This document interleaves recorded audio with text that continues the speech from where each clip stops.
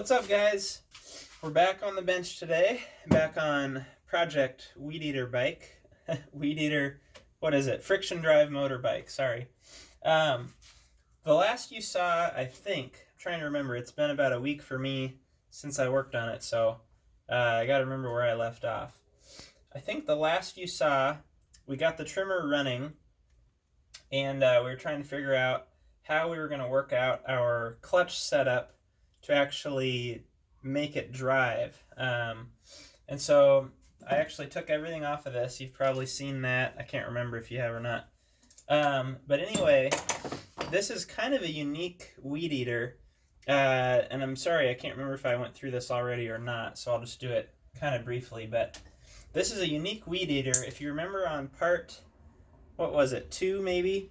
I mentioned this red lever, this red switch on the shaft, and I wasn't really sure what that did. Well, I'm pretty sure what that does, and I'm still not sure how, but that actually engages the trimmer. So this doesn't even have a clutch on it. It's just the flywheel right here, and then that front cover, here it is. This front cover goes right on there, and you can see inside of this cover is just your recoil start right there. So there's no clutch. You've got a direct drive, but then what happens, I think, in here somehow, and I still haven't figured it out. If anybody knows, let us all know, but somehow you pull that red lever back, and I think that actually engages the flex shaft that runs the trimmer head. And you can see there's a square drive where that flex shaft goes down inside of there. And so I think when you pull the red lever down, it disengages it, and you're just on or off. And then the speed is controlled with your throttle. So unfortunately, that's not really going to work for us because there's no clutch. And I guess it would work if I was able to completely disengage it from the tire. But even with that, you can see our drive diameter here on this shaft is like 1/2 of an inch or less. We'd ideally like something with a little more speed, with a bigger wheel, and we can't really drive off of the flywheel per se. Maybe we could, but that seems like that's going to be really rough with those fins of the flywheel against our tire. I guess I can't say for sure, but that's kind of what my thoughts are. So what I did, I think this was off camera if I remember right, I went to our donor trimmer, our older Poland Pro, and I wanted to see if it ran.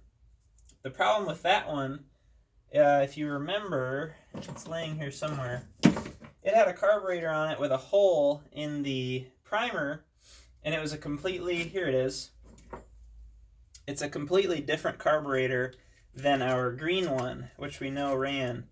So rather than dig into my supply and find this primer bulb, which I don't think I even have, it's very unique. What I did is I was hoping the carburetor off of our running trimmer, our green one, would fit on the yellow one. And sure enough, it did. So now what I'm going to try and do is with this new carburetor in place, and I'm just using some existing fuel line. That's one thing we'll probably replace. But with this here, I just want to see if this one's going to run. Because if so, this actually does have our clutch right there. And it has our clutch wheel right here, our drum. Which what we can do with that is kind of what I talked about doing on the green one. Cutting out a section of this plastic and actually using this against our wheel to drive it. So this is going to be much better if this thing runs. So let's give it a shot and see what we get. Let's see, we'll go switch up to run. We know it primes because it's the same carburetor we successfully ran on the green one. And we'll give it some choke. I'll try to hold it as good as possible here just to give it a shot.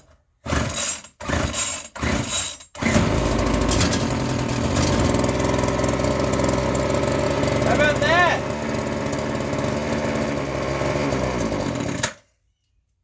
That's a great sign. Okay, good. so that works. So, and I was kind of hoping it would. Other than carburetor, these things are pretty bulletproof, so luckily it fit. We're going to go with that. Like I said, I have some new fuel lines that we can replace. I have a new fuel filter.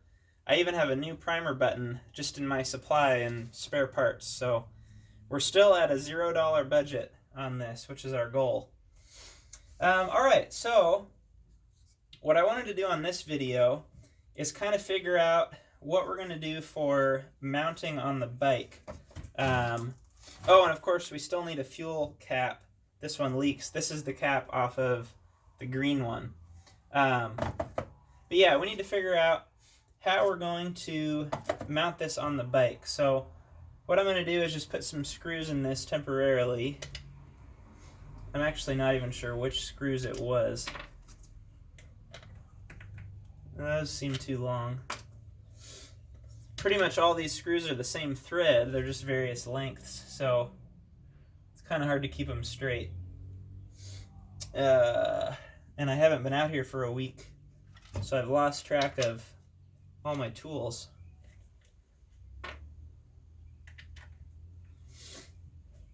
Just enough to hold it temporarily. Alright, so let's go take a look at the bike. The lighting's kind of going to change here, so hopefully things work out okay. And I'm actually going to turn the microphone around so you guys can still hear me well. So bear with me just 1 second here.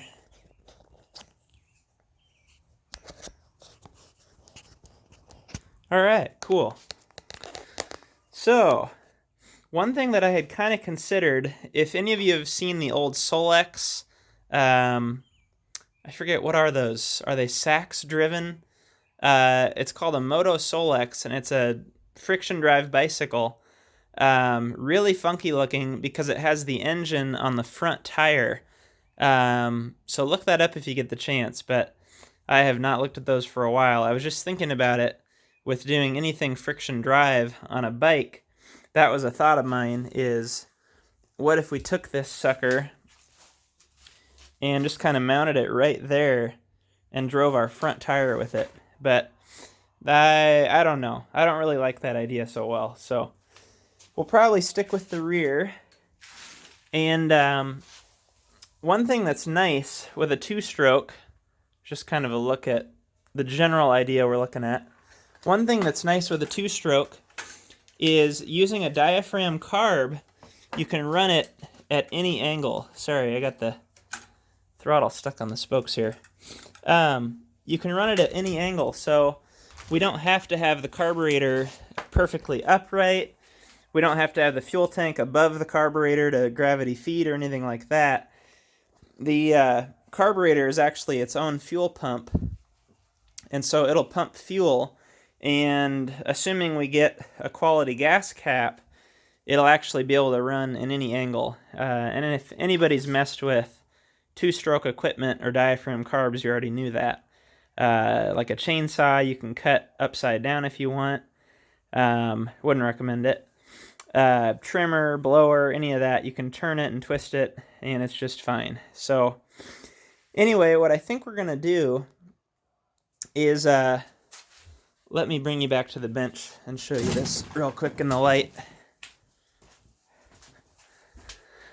Alright, what I think we're going to do, since the mounting for this clutch, you can see it, there's 3 screws kind of in a triangle there.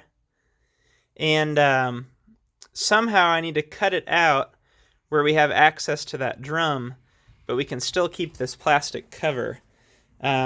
I think we're going to have to keep this because if we get rid of it, we lose, there's like a bearing in here that our clutch rides on. And if we get rid of this altogether, we lose that bearing. So let me pull this off again. We can get a closer look at modifying this cover to make it work.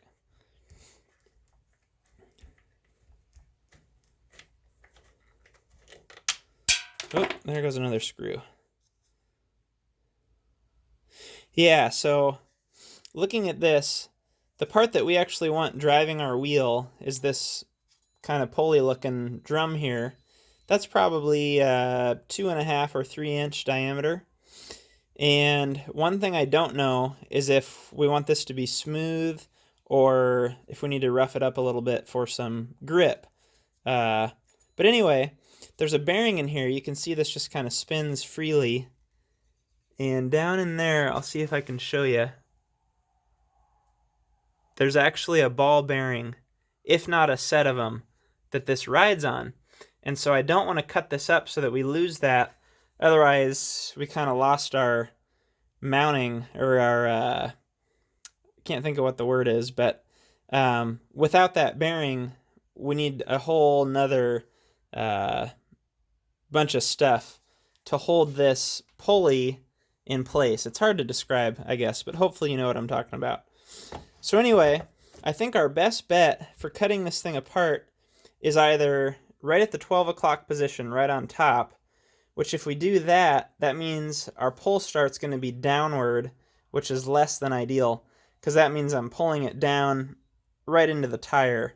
So that's kind of a pain. And the whole thing would be upside down, including our fuel, which wouldn't be ideal either. So I think our best case is going to be either on, like down here in the, 7 or 8 o'clock position, or over here in the about 4 or 5 o'clock position, cutting that section out, because that way we're just slightly angled with the way that our weed eater sits, just like that. And I think what we're going to end up with is kind of a hinge, so that this hinges behind the seat, and then either just the weight of it, or we'll have a lever that locks it in against the tire, depending on how much pressure we need to actually drive it. We'll have something like that. So anyway, let's do as much as we can taking a look at this. I'll just put it back together slightly, and we'll go take a look. That screw will work temporarily.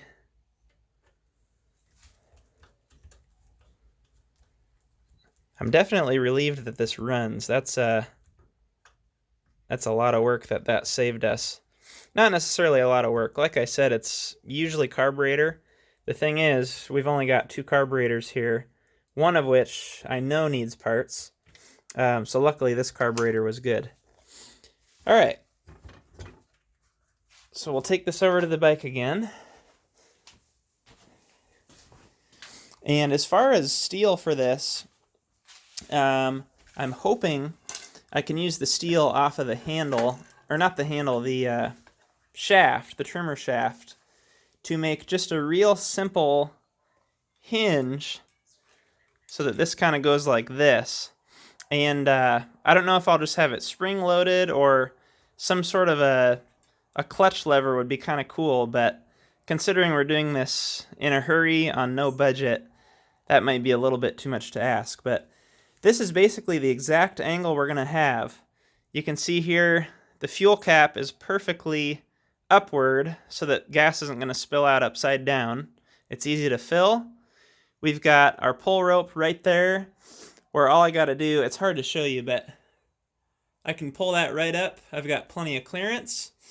And then also from this other side, I don't know if you can see it, but I've got access to the choke, real easy, the air filter, and then our throttle cable is just going to run right up there to the handlebars.